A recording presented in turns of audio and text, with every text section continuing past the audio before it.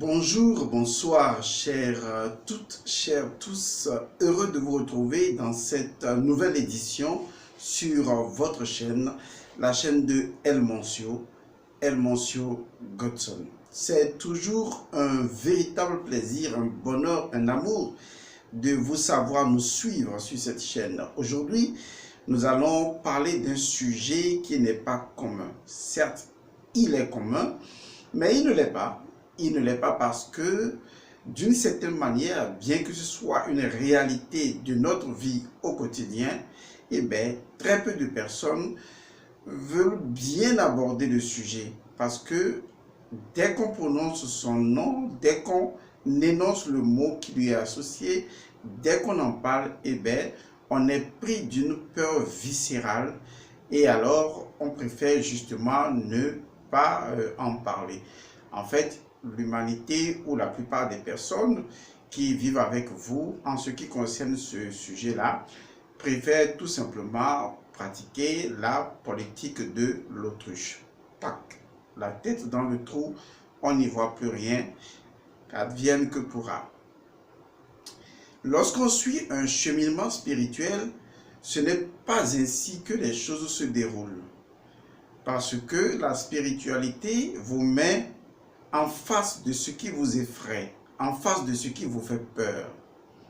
Et donc cette chose qui fait peur, qui à un moment donné nous fait réfléchir, qui est à la limite inévitable pour chacun et pour tous, dans une certaine forme ou une autre, cette chose-là, eh bien, c'est la mort. Oui, la mort elle-même. Il y a une chose qui est très évidente, qui est absolument vraie. D'une manière ou d'une autre, d'une façon ou d'une autre, vous allez mourir. C'est une évidence. D'une façon ou d'une autre, d'une manière ou d'une autre, nous allons mourir. Nous pouvons mourir d'une mort belle. Nous pouvons également mourir d'une mort moins belle. Une chose est sûre, comme le dirait quelqu'un, il y a une chose qu'on ne peut jamais rater, même si on a raté sa vie, c'est qu'on ne peut pas rater sa mort. Ce n'est pas possible. Parce que la mort ne se rate pas. La mort est une chose qui, d'une manière ou d'une autre, dans une certaine forme de mort ou une autre, un type de mort ou une autre, se trouve être totalement inévitable. Et donc, en parler, c'est justement le meilleur moyen sur le plan psychologique de résoudre cette peur que nous avons tous de la mort et naturellement d'ouvrir les perspectives en matière de connaissance de la mort. Et c'est la raison pour laquelle j'ai écrit à votre endroit un livre formidable que vous avez aimé, que des gens à l'international ont aimé. Je n'en fais pas souvent la promotion, c'est vrai, ce n'est pas de mon habitude de faire la promotion des choses. Peut-être que j'engagerai un commercial pour le faire. Ce livre-là, c'est le livre des morts, de la mort aux vivants. C'est un livre intitulé « Le livre des morts, de la mort aux vivants » et constitue l'aspect secret même du livre des morts égyptiens, pour ceux qui peuvent comprendre le contenu de ce livre. Alors, je vais aujourd'hui aborder le sujet de la mort. Je vais l'intituler tout simplement la métaphysique de l'art de mourir. Je dis bien la métaphysique de l'art de mourir. Je ne dis pas la métaphysique de mourir ou de la mort. Je parle de l'art de mourir. Parce que en réalité, c'est à cela que nous devons tous parvenir, c'est faire de la mort un art. Un art qui va automatiquement nous exposer sa beauté, qui va tout de suite nous exposer sa bonté et également sa philosophie qui en fait est fondamentalement celle de la vie. Et donc ici il s'agit dans cette métaphysique-là d'aborder l'art de mourir. Vous savez, si j'aborde ce sujet aujourd'hui, si je décide d'en parler, je ne vais pas le cacher, c'est parce que j'ai remarqué sur les plateformes sur lesquelles nous nous trouvons qu'il y a eu décès, on va le dire comme ça, il y a eu la mort comme vous le dites conventionnellement, même si pour nous, la mort n'existe pas.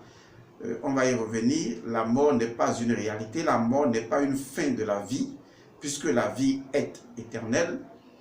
Et donc, sur les plateformes sur lesquelles nous nous trouvons, des informations ont circulé qui font état de décès de certains étudiants, ce qui arrive communément, c'est vrai, depuis un bon moment.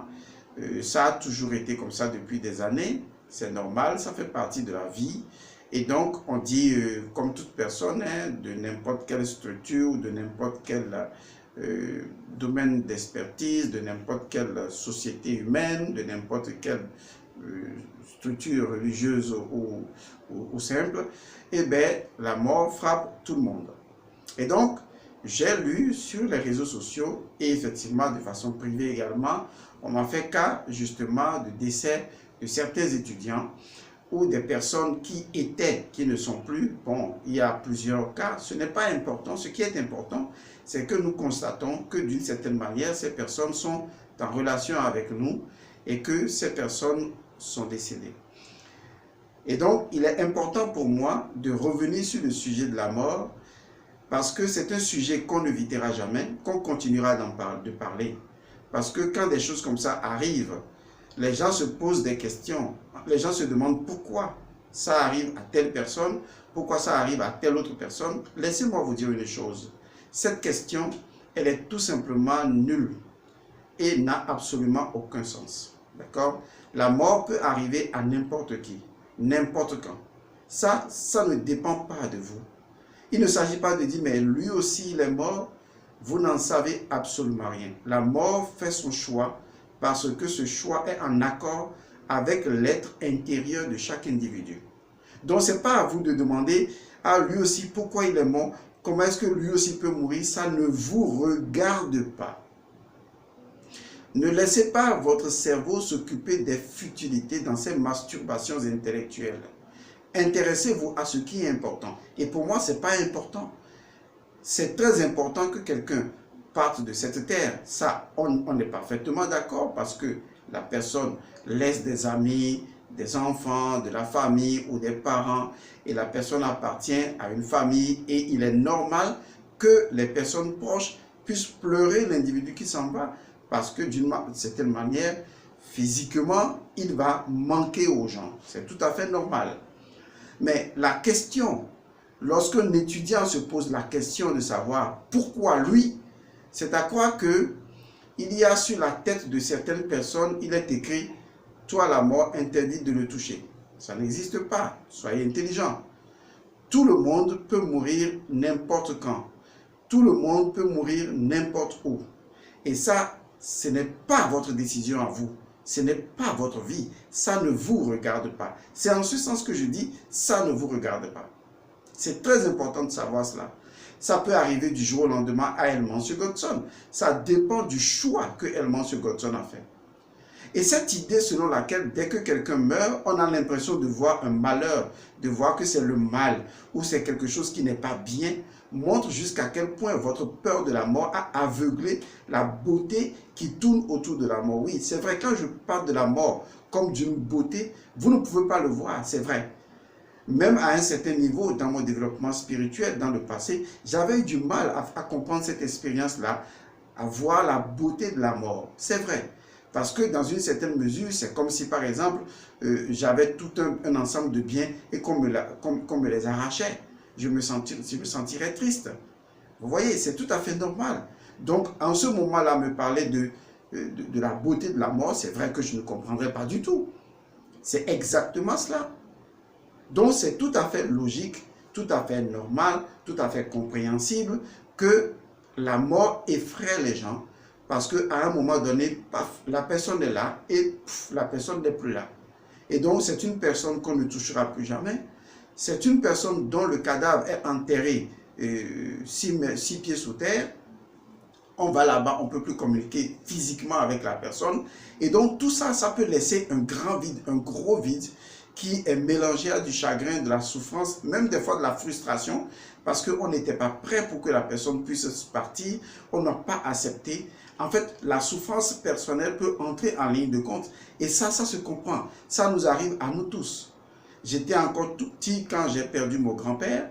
À un moment donné, mon père aussi est parti dans l'autre monde. Donc vous voyez, il y a d'autres personnes que également physiquement j'ai perdu. Et à chaque instant, à un moment donné, vous êtes d'une certaine manière affecté.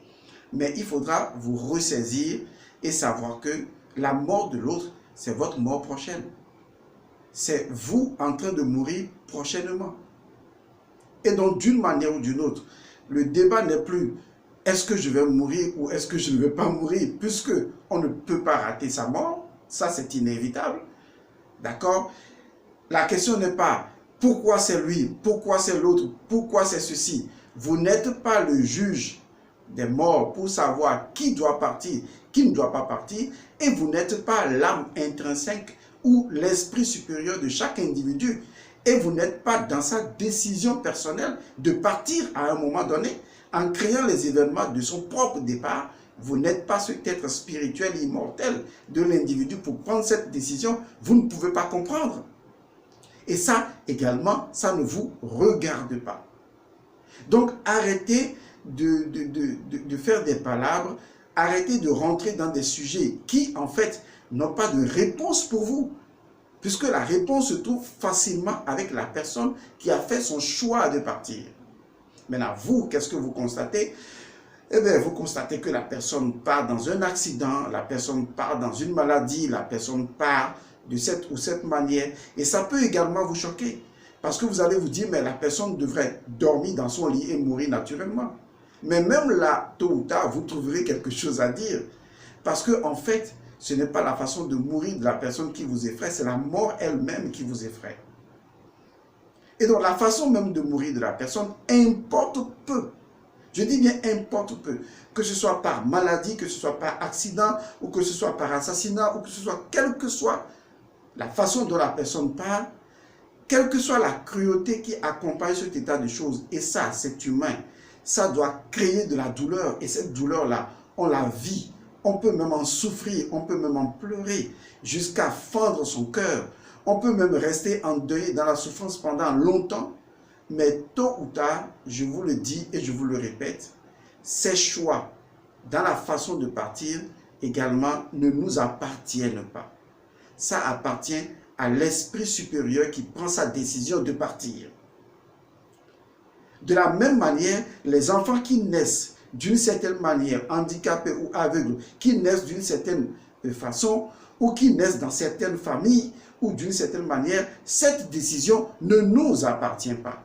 Cette décision appartient à l'âme qui, en toute conscience, fait ce choix de cette famille avant de s'incarner. Même si après s'être incarné, l'individu se demande, mais est-ce que c'est vraiment moi qui ai fait ce choix? Vous voyez, c'est vraiment vous qui avez fait ce choix. Parce qu'en fait, quand on dit que c'est vous qui avez fait ce choix, vous ne savez pas que les micro-comportements, les micro-actes, les micro-pensées, les micro-émotions, les micro-sentiments, toutes les choses que vous émanez, aussi minuscules soient-elles, c'est comme jeter un caillou dans l'eau, dans un seau d'eau, et donc, dès que le caillou touche la surface de l'eau, ça crée des vagues.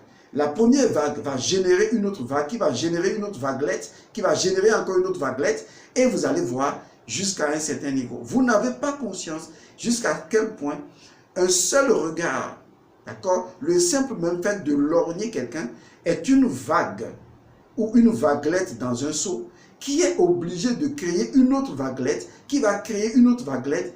Dieu seul sait quelle sera l'issue finale de cette vaguelette-là, ou de cet ensemble de vaguelettes. Il en est de même des micro-pensées, positives ou négatives, ou des micro-récriminations, des émotions négatives, ou des comportements intérieurs, des énergies, parce qu'en fait, vous êtes énergie, des énergies qui fulminent en vous, que vous dégagez, qui, sous forme de vibration, se dégagent de vous pour impacter tout l'univers atomique, l'univers moléculaire, l'univers macro, et qui vous reviennent sous le fait de reflux. Parce que lorsque les vaguelettes touchent la périphérie du seau, eh bien, ça revient vers le centre. Comment pouvez-vous savoir Lorsque quelqu'un a vécu son existence, quelles ont été les micro-pensées, les émotions, tout ce qu'il a fait qui ont conduit à ce choix? Vous n'en savez foutrement rien. Comment savez-vous qu'une âme, avant de s'incarner, est venue avec un ensemble de vibrations appelées karma qui ont généré le choix de la famille dans laquelle cette âme va s'incarner? Vous n'en savez foutrement rien. C'est la raison pour laquelle j'ai toujours aimé cette phrase de Jésus le Christ. Il dit, ne jugez point et vous ne serez point jugés. Parce que pour juger les choses, il faut avoir la totalité des informations, la totalité de la connaissance. Il faut être le tout pour pouvoir juger du tout ou d'une portion du tout, connaissant l'interaction que cette portion du tout a avec le tout. C'est en ce moment que vous pouvez prendre une décision de jugement. Même pour juger dans le monde humain, on prend d'abord toutes les informations et on est sûr d'avoir collecté toutes les preuves avant de passer au jugement. Mais vous n'avez aucune information sur l'individu, ni sur son état physique et de ce qu'il fait de son corps, ni sur son état émotionnel et de ce qu'il fait de son état émotionnel, ni sur son état mental et de ce qu'il fait de son état mental, ni sur sa décision spirituelle, ni de ce qu'est cette décision spirituelle, mais c'est vous qui vous plaignez de pourquoi lui, il va mourir. Des fois, faites preuve d'intelligence, ou tout de moins d'un peu de malignité. Ça ne vous regarde pas. Ce n'est pas votre problème. Alors, si ces différentes choses ne vous concernent pas, qu'est-ce qui vous concerne concrètement? J'ai parlé tout à l'heure du livre que j'ai écrit intitulé « Livre des morts, de la mort aux vivants ». Les Égyptiens avaient une philosophie très simple. Leur philosophie reposait sur le principe de base selon lequel le corps est la prison de l'âme. Pour une civilisation de millions d'années qui a vécu sur cette terre-là, ce sont des gens qui ont connu tout ce que l'humanité pouvait connaître en termes de, je vais le dire de cette façon, comme Ecclésiaste, il n'y a rien de nouveau sous le soleil. Ils ont tellement vu les cycles passer que la seule chose qui a commencé vraiment à les intéresser, c'est l'au-delà. Parce que l'existence, c'est comme une boucle sans fin. C'est comme le mythe de Sisyphe. Ça monte, ça descend. Et c'est la même chose. Les crises financières, il y en a eu, il y en aura toujours. Les maladies, il y en aura toujours. Toujours dans l'existence humaine. Nommez-moi une seule situation humaine qui n'avait pas existé, qui n'existe pas et qui n'existera pas. Ce n'est pas possible. Tout ce qui a été va se reproduire encore et encore. On est dans un piège. On est dans un mythe de Sisyphe où les choses vont et reviennent encore et encore. Ça prend le pic, ça roule et on remonte. Ça roule encore et on remonte. On est dans cela. Et c'est une école pour pouvoir nous fatiguer, pour nous obliger à nous éveiller. Cette redondance-là a pour finalité de créer l'éveil. Il faut le comprendre. Vous voulez forcément vous marier et vous voulez tuer la terre entière pour ça. Faire la sorcellerie pour trouver forcément un homme. Ne vous gênez même pas. Dans plusieurs de vos réincarnations, vous avez déjà été marié. Et dans plusieurs des réincarnations à venir, vous le serez encore. Il n'y a rien de nouveau sous le soleil. Alors, je vous dis cela parce que quand les Égyptiens, eux, ils avaient compris ça, qu'est-ce qu'ils ont commencé à faire? Ils ont commencé à s'intéresser à la vie de l'au-delà. Parce que pour eux, la vie sur terre est tellement si courte par rapport à la vie de l'univers. Vous voyez, lorsqu'on parle de billions, de milliards, de millions d'années, vous vous rendez compte qu'une vie humaine ne signifie rien. Même si une vie humaine dure 100 ans. Vous imaginez déjà que, comment on appelle, les Égyptiens, même aujourd'hui, quand on prend tout simplement certaines pyramides qui étaient construites, il y a approximativement 13 000 années. Mais dites-moi, quelle est la durée de vie d'un être humain sur 13 000 ans? Mais c'est rien du tout. Et pourtant, le cycle de l'humanité, ou le cycle même des 12 constellations, le cycle même des aires astrologiques. Mais ça fait déjà plus que ça. Ça veut dire qu'on est dans un univers dont le cycle de vie est pratiquement éternel. Et donc, quand vous regardez cela, vous êtes un peu étonné de la bêtise humaine. Comme le dirait Einstein, s'il y a une chose encore plus grande que l'univers, c'est la bêtise humaine. La bêtise humaine qui n'a pas encore réalisé que la vraie grandeur ne se trouve pas dans les choses matérielles, mais dans l'élévation et la transcendance de son esprit. Et donc, quand les Égyptiens avaient compris cela, ils ont conçu le mythe d'Osiris, qui n'est que le mythe de l'esprit supérieur. Je ne vais pas rentrer dans ces pérégrinations pour le moment. Je voudrais juste vous faire comprendre que le monde physique de l'existence, avec sa redondance, quelles que soient les nouvelles technologies, les illusions que nous en vivons, le monde physique est là pour nous faire prendre conscience que le monde le plus important, c'est le monde de la permanence. Et très tôt, les Égyptiens avaient commencé à vouloir conquérir l'au-delà. Vous imaginez la conquête de l'au-delà. C'est-à-dire développer l'art de mourir pour que tout en étant vivant, on soit en mesure de maîtriser le monde d'après cette existence-là. Car c'est ce monde d'après cette existence, après notre existence matérielle, c'est ce monde-là, les champs Ialo, comme ils les appelaient, et donc c'est ce monde-là qui est le véritable monde. Et donc les Égyptiens, durant toute leur vie, se préparaient à vivre cette expérience. Les pyramides n'ont été conçues que dans cette perspective-là. C'est pourquoi on a comme l'impression que les pyramides sont un peu comme des mausolées qui ont été conçus juste pour la mort. Non, ça a été conçu pour les mystères. Et les plus grands mystères se trouvent dans la mort, dans le noir, dans l'obscurité, dans la symbolique de la chouette qui représente le glyphe associé donc au nom Kemet. Je voudrais donc vous éveiller au fait que l'art de mourir est la chose la plus importante, plus que la mort elle-même. La mort elle-même n'est rien, puisque quoi que vous en fassiez, ratez votre vie comme vous voulez, mais vous ne raterez pas votre mort. Ça, c'est inévitable. Donc, ce n'est pas une chose sur laquelle on peut réfléchir, puisque inévitablement, d'une manière ou d'une autre, vous allez mourir physiquement et votre corps va se décomposer. Comme il n'était pas, il va retourner encore vers il n'est pas. C'est aussi naturel que ça. Vous allez mourir. Extasiez-vous sur les morts d'autres personnes. Étonnez-vous. On s'en fout. Ce qui est important, c'est que vous allez mourir. Et ça, c'est une évidence. Et il faut commencer à y réfléchir tout de suite. Et quand j'ai écrit le livre des morts, de la mort aux vivants, ce n'est pas pour des imbéciles. C'est justement pour vous préparer à l'art de mourir. Alors, qu'est-ce que l'art de mourir?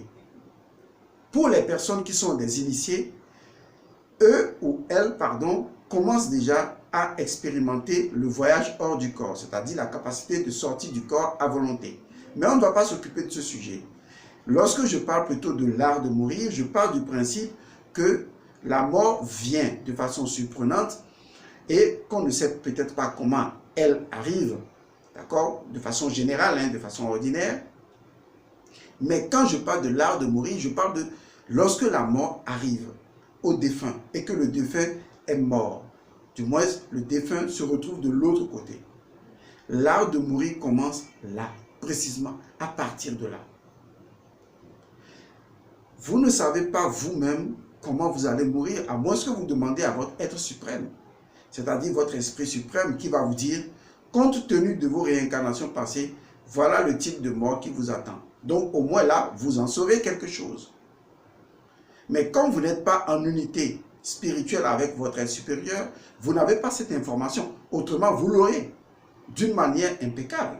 Puisque l'être intérieur ne se refuse pas de vous donner cette information. C'est votre peur de la mort qui vous empêche justement de le savoir. Mais admettons que vous n'en savez rien. Admettons que nous n'en savons rien.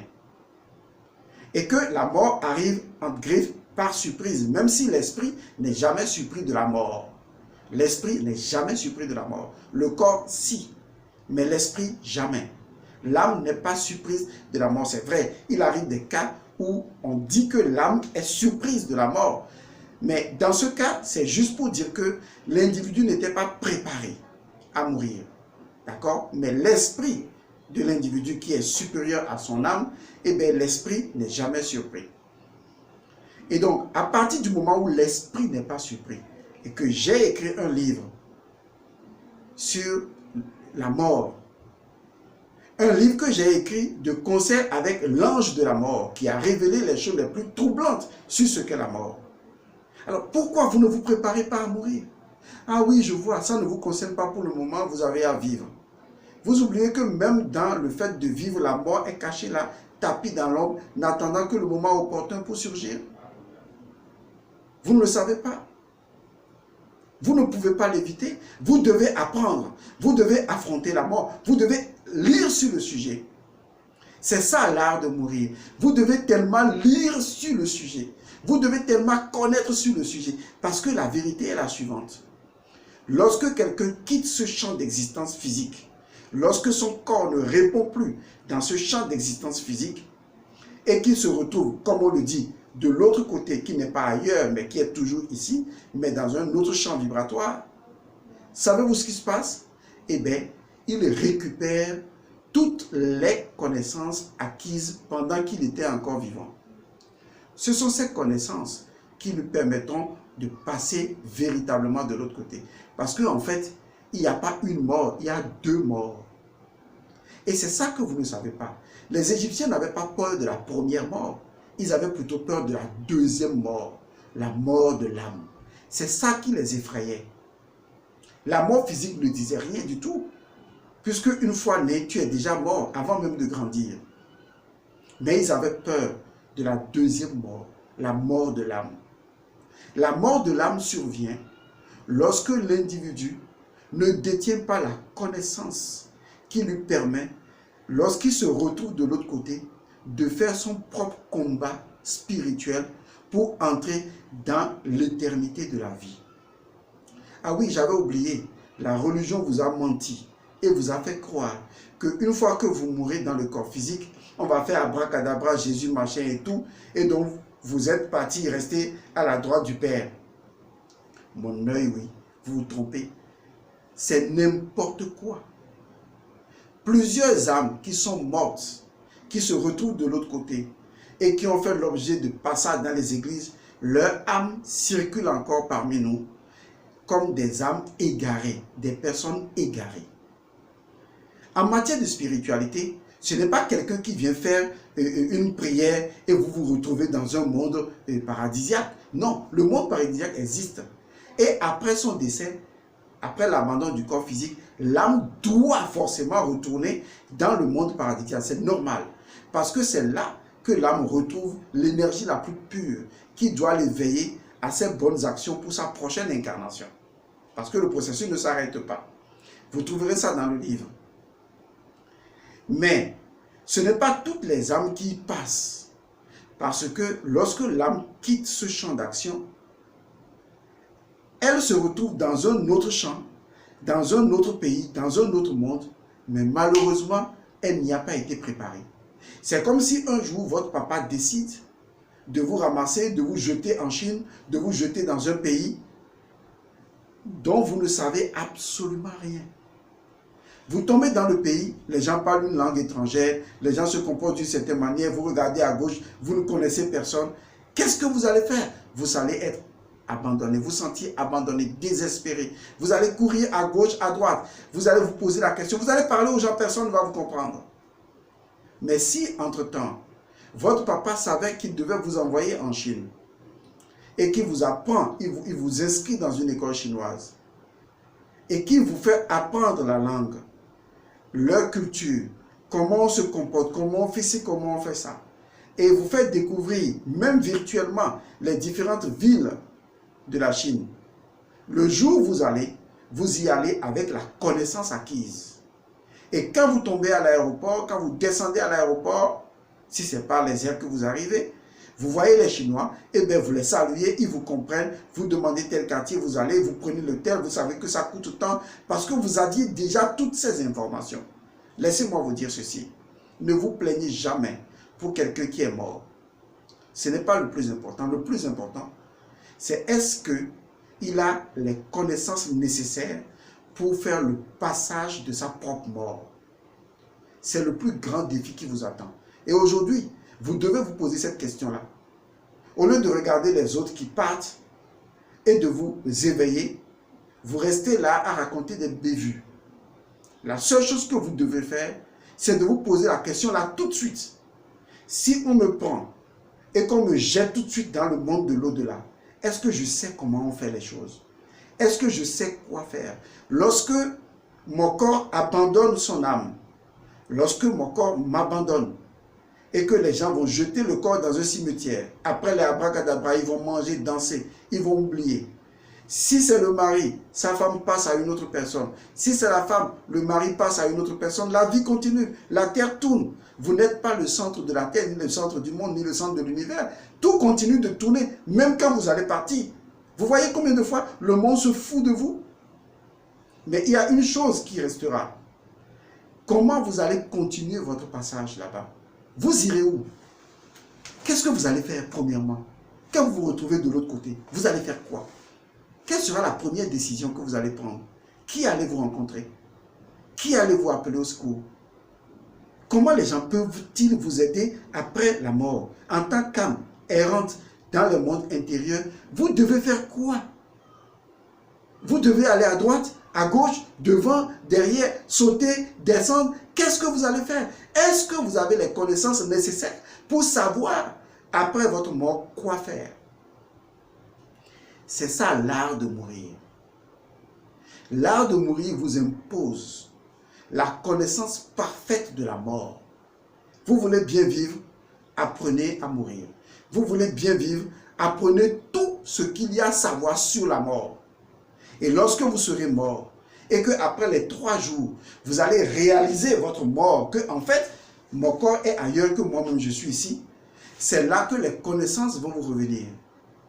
Parce que quand votre corps va faire le réembobinage, vous allez vous dire, ok, d'accord, maintenant je me rappelle. J'ai été formé par Godson, j'ai appris ceci, je connais ça, je récupère les informations. Et comme un enfant qui va en Chine pour la première fois et qui se retrouve en Chine et que son papa avait déjà préparé à aller en Chine, et bien vous dites, ah d'accord, donc je ne suis plus là, mon corps n'est plus avec moi, je suis donc une âme désincarnée. D'accord, ok. Maintenant, j'en suis conscient, je fais quoi? Vous voyez, c'est très important. En ce moment, on est calme, on est serein, on sait ce qu'il y a à faire. La métaphysique de l'art de mourir.